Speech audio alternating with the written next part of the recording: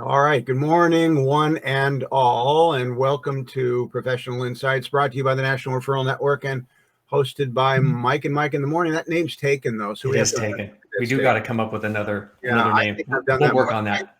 I think I just infringed somebody's copyright here. Are we going to get sued? We have an attorney with us. Maybe we'll.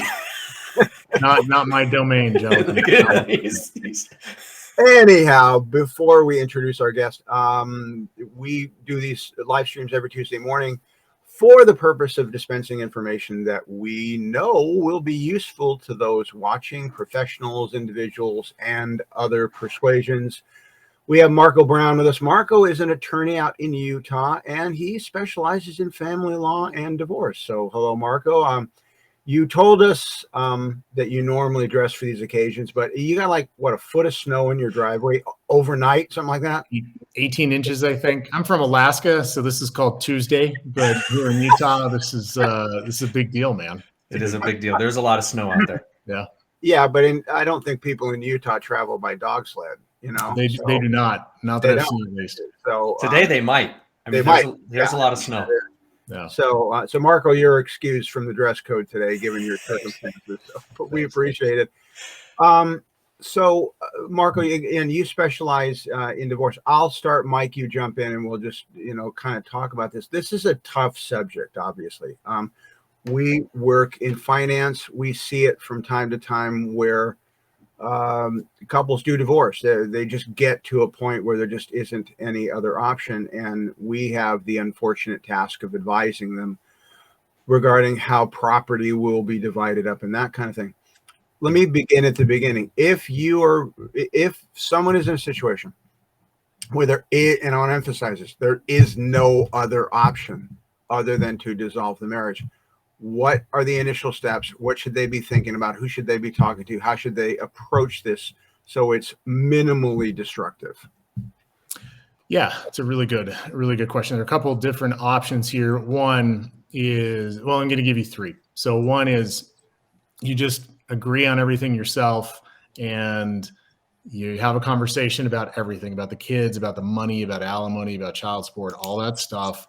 You write it all down when you get an agreement, and you take it to an attorney, and the attorney writes it up. That's the easiest way to do it. Cost you, in our office, probably cost you between $2,000 and $3,000 to get that done. Like I said, that's the easiest and cheapest way to get it done. Most people can't do that if they have any sort of disagreement about kids or money, and that's very often the case. So that's the easiest way. Another way is to go to a mediator to kind of get this done. I tend to think that's not a great option if you're just going in, the both of you are going in, because there are some real power differentials in a lot of divorces, and a mediator is not an advocate for anybody. Just mediator's a facilitator of negotiation. So the mediator is not going to look out for your best interests or your spouse's best interests. They're literally just going to write up whatever you agree to after facilitating some communication. So if there's a power differential in the marriage that's led to the divorce, somebody's going to get screwed. Okay, I've seen it hundreds of times. Wow. And then the third way is, look, just go get an attorney, but go get a divorce attorney who's not super litigious. My number one rule in divorce and our number one rule in the office is be nice, right? That doesn't mean you roll over and capitulate, but it does mean that you don't have to be a jerk about anything. And being a jerk is only going to increase the cost of your divorce and make it harder to co-parent with your spouse going forward if you have kids. It just doesn't work. So look for an attorney who doesn't want just the fight. Okay. Look, I'm a litigator. I think the fight's kind of fun, but that doesn't benefit my clients. Okay. 99% of the time. So we don't do it. We negotiated, take care of our client, maximize their time with their kids, and maximize their money, but not in such a way that's going to ruin the relationship going forward and increase cost. So Marco, as a kid from a divorced family, there's a lot of it. How do you talk about being nice, but at the end of the day, people have egos. Yes. How do you help them navigate this process to ultimately protect the kids, right? Because you guys adults have made decisions, but going through that process, it sucked. So how do you help navigate that process to protect them? Well, let's not be coy. I mean, you said it sucked, and it does. Let's not be coy about this. Every divorce is a train wreck. My job and our job in the office, and I've helped 5,000 people through divorce at this point, is to manage a train wreck as best possible. Okay, and if you go to an attorney, a divorce attorney, that's kind of hunky dory on divorce and thinks it's great, they're delusional or they're liars. Okay. So no, it's managing a train wreck, but it's doing the absolute best you can with it. And when it comes to kids, what you want to do is really just ratchet down the temperature as much as humanly possible, right? You want to minimize the fight, because the more the parents fight and the more the lawyers fight, the worse it is on the kids. Because look, the lawyer's getting paid to fight. So oddly enough, our life is probably slightly better because we get paid more money. But the people who really get screwed are the children in this whole thing, because the lawyer gets the money, but the kids are the ones that have to deal with the emotional blowout of those fights. And our job is to minimize that as much as humanly possible, so we can help try to save those kids and minimize the damage to them. Marco, are there, and you see these portrayals in movies and TVs, but are there attorneys that are skilled at maybe fanning the flames of division and animus and angst amongst the partners? Like, he's taking advantage of you and you deserve better, or she just wants her pound, or whatever it is. And how does somebody, when they're in the midst of all this emotional tumult, how do they recognize that, or can they? Within their own attorney, yeah, they recognize that. So the answer to your question is yes. There are attorneys, and I swear there are some attorneys, most of them know, the vast majority probably know, but there are attorneys, their entire business model is fanning the flames, right? Like and that's probably a constitutional thing, a personality thing with them. They just love the fight, okay? And they can't help themselves. I mean, I love the fight. I am a litigator, but I can help myself because I've realized over time that it doesn't benefit my clients except in very certain circumstances, right? So if we do have to go to court and it's one of those certain circumstances, look, we're going to punch people in the face and break noses. But again, 99% of the time, that is not what benefits our client. And you need to be able to recognize that as a consumer and try to figure out which attorney really loves the fight for the fight, and which attorney can turn it on if he or she needs to, but doesn't really want to. So just as a follow-up, so you're saying you can either be a hawk or you can be a diplomat. Better for your clients if you're a diplomat initially. You're not a hawk until all other options are exhausted. Yeah, exactly. If it's necessary, it's necessary, but you don't start there. Okay. So Marco, we went through COVID, and the economy is all over the place. There's a lot of division in a lot of aspects of life. What have you seen since COVID in terms of this disconnect between spouses, or moving forward? What do you see moving forward in terms of that disconnect? How's the environment look, Marco? Yeah. So yeah, this was really interesting. So my family and I we were in Italy. So I go back to Italy all the time. I love that place. So we're in Sicily when COVID breaks, and it's like 10% death rate in Italy because it got into the nursing homes with all the old Italians that had lung cancer, emphysema, and whatnot. So we're all scared out of our minds. We get home on the last flight from Italy, like the last flight for like a year between the United States and Italy, I think. And we are scared. My family and I are just scared, right? We thought we may have had it and so on. So there was a ton of stress even within our family. And what we noticed is right after the kind of 2-week lockdown, when things opened up just a little bit, our numbers spiked. They went straight up. So this is what is this, May of 2020, I think. Yeah. I mean, it was a humongous spike. And it stayed like that for probably about 6 months, because what happened, and they've done some preliminary research on this. So what happened was you have these people that got married, in 18, 19, 20, and 17, whatever, and they've been together a fairly short amount of time. They didn't have the skills to be able to kind of work through the angst and the fear and the fighting that was going on because of the additional stress from COVID. So they just decided to end it. So those marriages that were like a 0 to 3, those were really, really susceptible to divorce.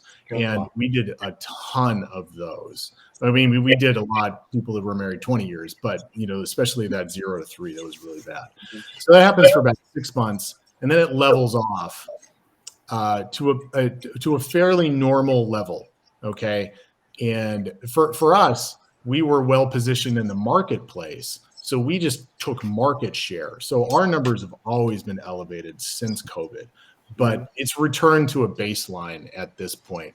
And, you know, historically, our baseline divorce rate now is actually, you know, pretty good, especially compared to the 80s. The early 80s was kind of the height of divorce in the United States. So it's come back down. But, you know, we as a firm have done well simply because we were well positioned in the market, and we've been aggressive in our advertising since COVID.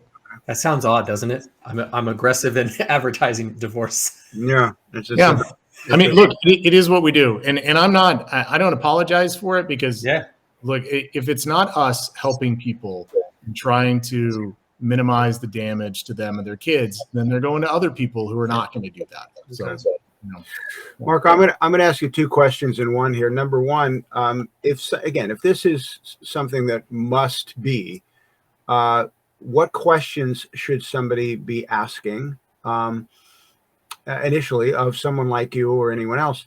And also, what do you feel like is you've talked a lot about what your firm does, but if you were to encapsulate, you know, what your firm's superpower is and what makes you unique, could you talk a little bit about that? So first, what questions should they be asking? What makes you guys special? Yeah, what they should be asking. So when you sit down with a divorce attorney and you are a potential client, right? You're trying to figure out who to hire. First, you want to know, how long has this attorney been doing this thing? Okay. So you want to assess that. You want to ask that specific question: how long have you been doing divorce? Not how long have you been an attorney, but how long have you been doing divorce? And then the next is, what percentage of your cases are divorce cases? So if you're in Utah, there's a lot of demand for family law, and there are a lot of attorneys who do it. So a lot of demand, a lot of supply, which means that most attorneys here will do like 10 divorces a year, maybe 5 to 10. Okay. You're not going to get very good at doing 5 to 10 of those things a year. Okay. You're just not. So we specialize, we do 100% family law, because I want our attorneys to get incredibly good, incredibly quickly at this thing and serve our clients really well. But what you should be looking at is 90%. If an attorney is below 90% divorce and family law, you really should probably think about finding somebody else, because they're not specialists in this thing, because they're just doing a whole bunch of other stuff. So those are the first 2. And then 3, you want to know if this attorney has done cases that have your particular kind of set of circumstances, right? So you want to ask the attorney, okay, tell me about a time that you had a case or 2 like mine. How did it go? How did you deal with it? What were the outcomes? So I think those 3 things. So Mike, I think it's interesting. We talk to a lot of professionals, and in talking to them, that's probably the number one thing that comes up. Right. We understand everybody starts somewhere, right? Every attorney has to start somewhere. But the reality is, at the end of the day, you want a trained professional, be it real estate, mortgage, attorney, financial advisors, whatever the case is. You have to ask those questions. And I think that's one of the common things, Mike, that I'm hearing in these conversations that we're having with these professionals is, ask if they have experience in what you need to have done. Yeah, and now would be a good time to put the crawl up. Probably. Yes. See, Mike, I told you I'd forget, man. That's right. And we talked, Marco. This presentation is put on by the National Referral Network. You're a newly minted member. We talked about how having what kind of advantage does it present to you to have additional resources of qualified professionals? That comes into play every now and then in divorce cases, doesn't it? Yeah. Yeah, it does. So if we have to value a business, it absolutely does. If we need, psychological help for evaluations, whatever. Yeah, it's nice to have a national network of professionals who know what they're doing and specialize in the thing that they do, right? So, my those three criteria that I was talking about, maybe, and I started out, I had zero experience, right? But I specialized in this one thing. So even if you're getting in there and you're like, hey, this person's kind of young, but they do 100% of the thing that you need done, then that's a big deal. Somebody maybe 20 years in, but they've done this 5 times. Like they're new. They're essentially within the first 6 months, right? So you got to think of a network of national professionals that are really good and specialize in the thing that you need. And that's a great comment. We try to drive that point home all the time, that you really should let professionals stay in their lane. If you need a specialist in this area, go find one. If you need a specialist in that area, these practitioners that sometimes wear multiple hats I've always had some reluctance there, because how good can you be at the thing that I need if that's who you are? Yep. So, Mike, you want to take us out? Take us Absolutely. home? So Marco, and here we go. So Marco, first, I want to thank you for your time as always. Mike, part of this premise of getting Marco on was I reached out, a client of ours, a member of the National Referral Network, asked for a divorce attorney in California. And being that I've sat down with Marco a couple of times, he's the first person I reached out to for a referral for this client. So thank you for that as well, Marco. I appreciate that. Yeah. For everybody watching, if you found the video helpful, please like, subscribe, hit the notification bell, leave a comment. We're here every Tuesday morning. If you're a professional that would like to participate in these interviews, please go to the National Referral Network at nrnamerica.com, and there is the plug there. There it is. But if you have any questions, leave a comment. We're happy to get the professional on to answer your questions. And with that said, gentlemen, I appreciate the time, and I'll see you next Tuesday. Thank you, Marco. Thanks, folks. Bye-bye.